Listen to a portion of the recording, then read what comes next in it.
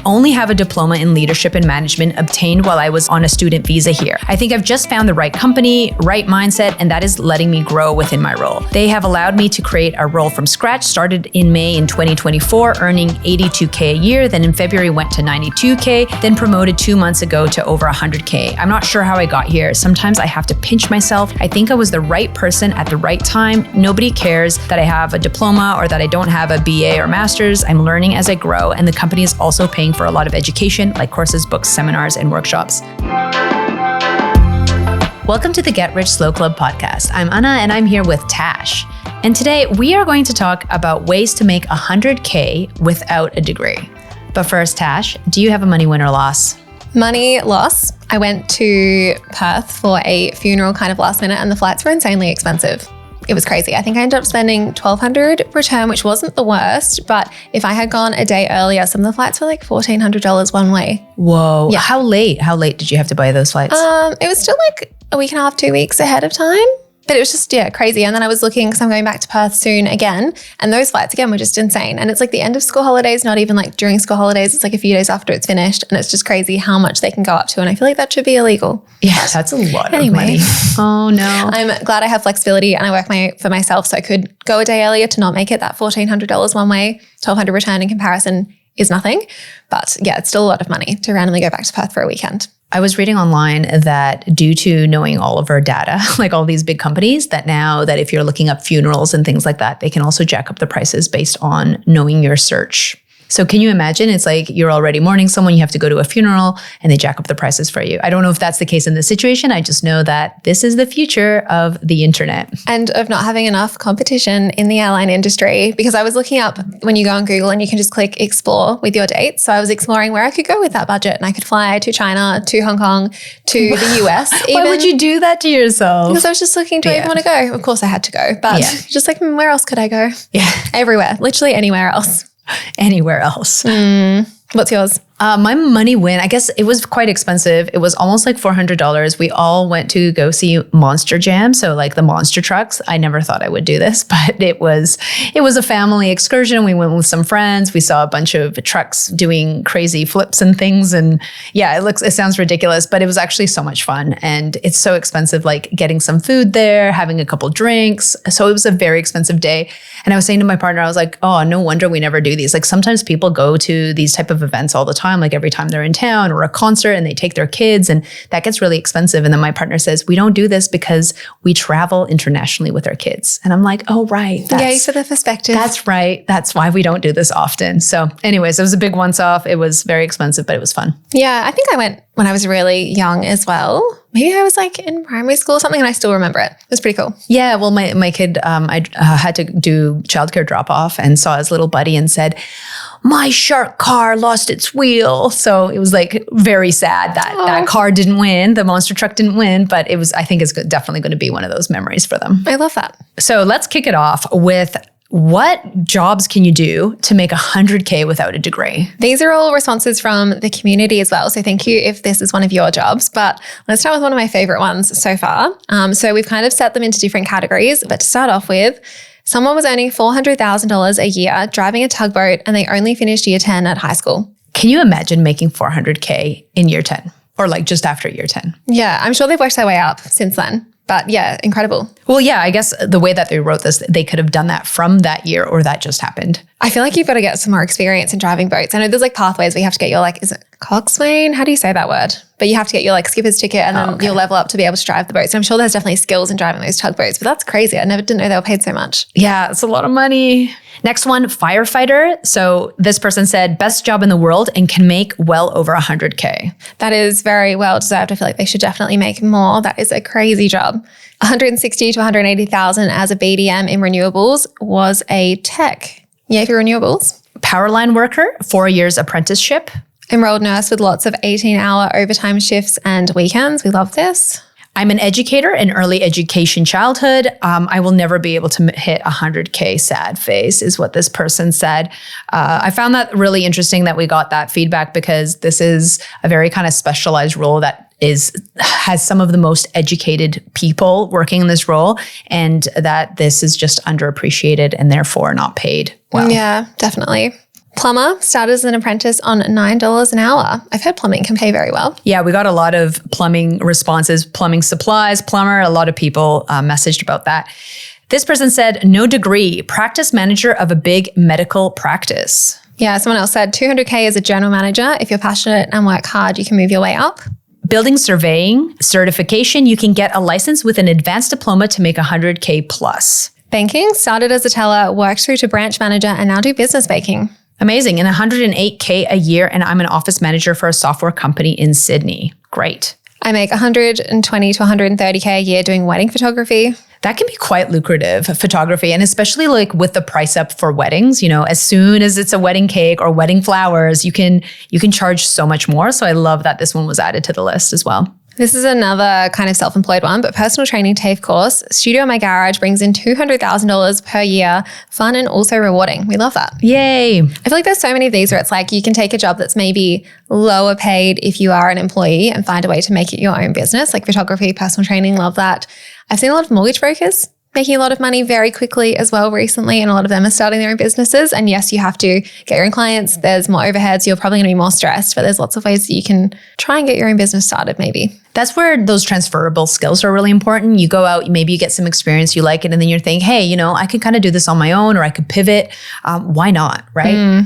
We got a few mining ones, of course. So mining entry-level operator jobs at some mines are over $100,000. Trades are worth a lot more. Yeah, and another entry-level mining position, very new and different for me, but giving it a crack for those dollars. And that's a big thing. I remember meeting so many Aussies when I was traveling abroad, like in Europe, and everyone was working in mining. And they were like, I make good money, I own a house. And I was like, how? You're like 25. And it's like, yeah, if you want the money, that's a really good place to go. This is one that almost got me when I was like 17, 18. We had the military and Navy and Air Force come to my school and did like career presentations. And they said that they would pay for your uni. You got paid to go to uni while you were studying as well. You got like subsidized housing. You got all of this free stuff. So when I was really young, I was like, wow, that seems pretty cool. You can get paid to do a degree. And then my parents were like, no, because then you have to actually work for the army, which probably wouldn't have suited me very much. But this person said military, but 10 years in, at times I was on $110K early on with allowances. Plus they get all the extra benefits as well. Yeah, you could save so much money that way. No HECS debt, paid an allowance to go to uni. Sounds pretty good, but yeah, you've got to balance that with, does it actually align with what you want to do? And isn't there subsidized housing for the military as well? I remember reading that as well. Yep. So we had a couple IT and tech jobs as well. So some people said I skipped uni. I was interested in IT, joined the army and did IT. 10 years later, left and continued on in IT. I earn more than $300K now. Yeah, I met someone recently who lives up north. Oh, Tom, he came on the podcast actually. I think he mentioned this. He was saying he earns quite a bit of money and he never went to uni either. Yeah, great. Yeah. I love hearing all these stories. You don't have to go to uni. Project administrator to marketing manager, $110K, no uni. This person went from retail to receptionist to trainee recruitment consultant and worked at an agency, RC, talent acquisition. So they're obviously working in the talent space, and that's over $100K as well. Started working at 15 in an office, fell into bookkeeping, and now I'm a finance manager. Love that. I make $105K a year as an executive assistant, started in the Army. We got a lot of Army ones in this one. As a clerk for 10 years, before being an EA role for 3 years ago in a very senior position. All my skills are transferable, and now I'm looking to move up to chief of staff roles around $125K a year. I remember when my old company was hiring an executive assistant role, and I remember reading the job description being like, this is so specific, and it is like really well paid, because if you are assisting the CEO, you better not mess up. Yeah. And you get to learn so many secret things as well. So it kind of has to be like a high pay, high trust role. Yeah. And you're working with shareholders and you're working with like really important people. So that's awesome. I read a book, I think it was called Private Equity recently, and it was about someone who worked as an assistant to a billionaire hedge fund manager. Was it good? So interesting. So it would worth a read. Did someone get murdered? I always feel like you're reading murder stories. No, this is like just, it's a true story. Oh, okay. But it kind of reads like fiction a little bit, but she like was working in finance, I think at whatever one of the big finance firms were, investment banking ones, and then quit there and wanted to kind of pursue more of her hobbies. Like she liked art and craft or photography or whatever it was. So she quit and got an assistant job, but that ended up being like really, really, really intense. And it sounded like they were getting hundreds of thousands of dollars. They got food allowances. They got all of this free stuff. She was getting like $5,000 gift vouchers just because occasionally. But yeah, it took over her whole life pretty much. She was expected to be on 24/7. She was pretty much doing the work of the manager as well. Like she was writing the pitch deck. She was writing his speeches. She was researching companies, but her job was like an EA. Yeah, I could imagine that'd be a lot of money when you're doing that. Yes. I make $100K a year in various bonuses and commissions based on my KPIs and have fuel paid by my company. I only have a diploma in leadership and management obtained while I was on a student visa here. I think I've just found the right company, right mindset, and that is letting me grow within my role. They have allowed me to create a role from scratch, started in May in 2024, earning $82K a year. Then in February went to $92K, then promoted 2 months ago to over $100K. I'm not sure how I got here. Sometimes I have to pinch myself. I think I was the right person at the right time. Nobody cares that I have a diploma or that I don't have a BA or master's. I'm learning as I grow, and the company is also paying for a lot of education, like courses, books, seminars, and workshops. I love that. That's such a big jump from May 2024 to now. Perfect. Yeah, that kind of actually reminds me of one of my old roles. Like the company was just such a good fit, and you had the ability to grow, and they saw the potential in you. So they were willing to put the money in so that you can kind of learn and grow. And I think that that's like the best of both worlds, because you're then retaining staff, you're getting them to understand the company, but also you're helping them grow and they're helping you grow, right? Like that's kind of what you want. That's the best of both worlds. Yeah. And I love those success stories from ages ago where it was like the CEO of McDonald's or whatever company it was happened to have started working in the kitchen and just worked their way up. So it's great when you hear that there's still pathways like that where you can start as an admin assistant or whatever the entry level job is and then just keep getting promotions. For sure. Yeah. I really connected with that one. That's what this person did. They're a facilities manager. They left high school after year 11, did a carpentry apprenticeship, then became a facilities officer, and then now a facilities manager. All these jobs you don't think about. When you finish high school, you're not like, wow, I want to manage a facility, but they're all jobs. They are, absolutely. Here's another, working for the railway, $120K plus penalties and overtime. I joined the police. I have heard that they can pay decently with all the overtime or after hours penalties or whatever it happens to be. Mm-hmm. I'm 22 and a teacher. That's making good money at that age. Yes, I feel like teachers are decently paid. I hope this isn't controversial, but I feel like teacher salaries are getting pretty good. Yeah, I don't know, because I always like compare to teachers back home and I'm like, oh, they're not as well paid there. What so do they maybe get paid back home? I don't know. I don't remember. I just know that they should be paid more. Or it was the big consensus. When we compare to like finance and tech, yes, they should be paid more. But yeah, comparing to like other jobs in that industry, I feel like some of the starting salaries can be pretty good, depending on which school you're at, of course. Well, there you go. This person's making over 100K and they're 22. So fantastic. Started as a chef, then converted to a project officer in government, worked hard and I'm now a director. I love that career switch. Yeah, switching it up. We also have some strategies. So if anyone's listening out there and they're like, oh, I don't actually know how to make 100K, these are some of the strategies we've heard from people. Yeah, one of mine, actually, I earned 100K when I was a support worker because I found shifts that paid more. So I was doing sleep shifts where you worked, like it was a lot, but it was like 52 to 64-hour shifts, but you got paid to sleep as well. So you can do a lot more working when you're paid to sleep and you don't have to go home after 10 hours or after 8 hours like normal. And then I also did like weekends and public holidays. So I found jobs where you could actually do shifts like that. So that's one option too. We've briefly mentioned mortgage brokers, anything where you can kind of start your own business and your income isn't kind of capped as your hourly rate, but it's what the work that you do you get paid for. So that's definitely a good idea. But here's some that other people told us. Time, ambition, experience, and hard work.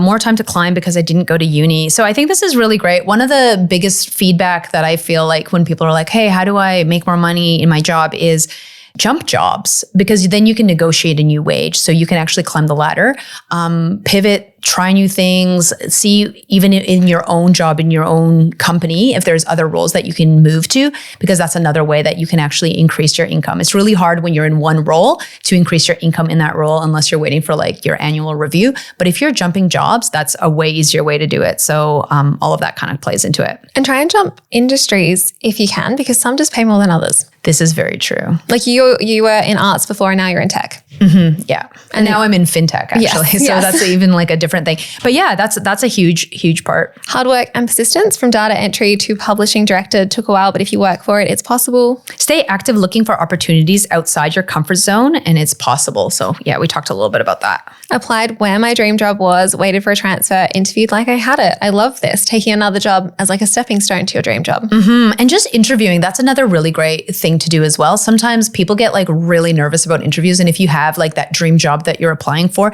you might bomb the interview. So if you're going for more interviews and you're just practicing, then you may actually do way better because you've you've got a handle on it. You know what people are going to ask you and you feel more comfortable just doing interviews. Yeah, I used to do a lot of interviews for different jobs because I kind of wanted to try and optimize how much I was making back when I was a support worker. And I found even if I didn't end up wanting the job, it was good to have those connections where people might have liked you followed them on LinkedIn, and maybe you declined the job offer in the end, but they still were aware of you. Well, there's also times where people jump jobs and then they reach out to you. Like, you know how we went to that Vanguard event a while ago? Well, the person who invited me used to work at the ABC as a journalist and now works at Vanguard. And they're like, hey, like, I think this is suited for you. Why don't you come out? Like, I'd love to chat and meet you. And that's just one of those things. If you're keeping in touch with people that you've worked with or connected with in other roles, they may think of you as well in those other roles. So it's not just about that role where they're at, but also where they jump to. Networking. Networking is your friend. I got there by using my confidence, saying yes and figuring it out later. Lots of reading, keeping up to date with changes. This is a good one. You can take so many free courses online and just upskill without anyone even knowing. And you can be like, bam, now I have all these skills.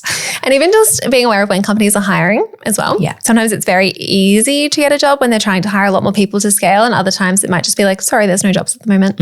Hard work and the end goal always driving me to be the best version of myself daily. Oh, this one is one that I talk about a lot in my house with my partner about what our children will do in their future. But here it is. Choose a trade over a degree was probably the best decision I've ever made. Earning a small amount of money for 4 years teaches you to be good with money while gaining a skill. Having a trade background can make you more confident in property investing as well as being hands-on for value adding yourself. It provides a lot of opportunity for business ownership once you're qualified. Good wages have really boosted my ability to get ahead after my 15 years in the trade now. I agree with this so much when I reflect on people in my life who are financially successful. Most of them were in trades really young, did some kind of own business thing or bought into the business they worked for, and are now kind of like semi-retired, and they're in their like 30s and early 40s. I know. Yeah. We talk about this all the time. Like, what are our kids going to do? What kind of jobs are out there? Trades is like the big one that's getting discussed right now because it's not fully automated yet. What the future will hold for us, who knows? But these are some really great strategies. If you're out there, if you're trying them, let us know. We'd love to hear from you. Yeah. Thank you to everyone who shared their job where they earn over 100K without a degree. We had so much fun reading these. Okay, bye. Thanks. Thanks so much for joining us. If you found this episode helpful, please rate us 5 stars, write a review, or share with a friend. If you're new to investing, make sure to listen to our first 10 episodes. Follow us at Get Rich Slow Club or Tash at Tash Invest or me at Ana Christina. The Get Rich Slow Club podcast is a collaboration between Tash Etchman from Tash Invest and Ana Christina from Perla. Knowledge is power, especially when it comes to investing. So make sure you check out our financial services guides and read the product disclosure statement and target market determination for any investments you're considering. See our show notes for more info.